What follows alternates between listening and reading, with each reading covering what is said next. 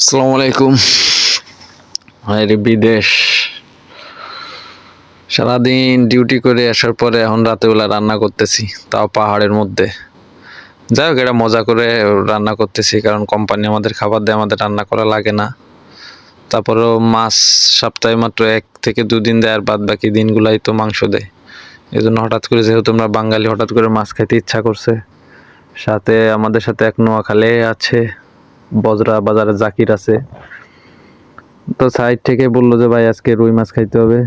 তা আমি বললাম যে রাতে বেলা রান্না বান্না ভালো লাগে না, ডিউটি শেষ করে তো অনেক ক্লান্ত লাগে, আজকে দরকার নেই, আমরা শুক্রবার দিন রান্না করবো। ওরা বললো না ভাই, আজকে রান্না করতেই হবে।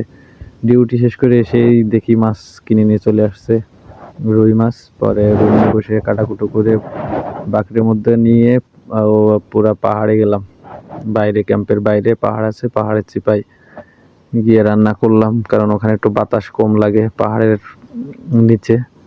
আর যেহেতু ক্যাম্পের মধ্যে রান্না বান্না করা নিষেধ, এজন্য আমরা রান্না বান্না ক্যাম্পের ভিতরে করি না। যা টুকিটাকি যাই কিছু করি না কেন, ওটা বাইরে যেয়ে করতে হয়। ক্যাম্পে রান্না করলে সিকিউরিটি অনেক প্রবলেম করে, এজন্য। আর ক্যাম্পের ভিতরে রান্না করা অনেক রিস্ক, এজন্য ক্যাম্পের ভিতরে রান্না করতে দেয় না। অনেকে রান্না করে, বাইরে অনেক চুলা আছে পাহাড়ের মধ্যে, ও পাথর দিয়ে চুলা বানানো।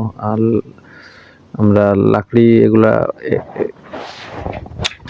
এখান থেকে ওখান থেকে এনে গুছাই, তারপর রান্না করি। যেহেতু ওই দিন অনেক রাত হয়ে গেছে, তাই মোবাইলে ফ্ল্যাশ চালাই রান্না করতেছিলাম রুই মাছ।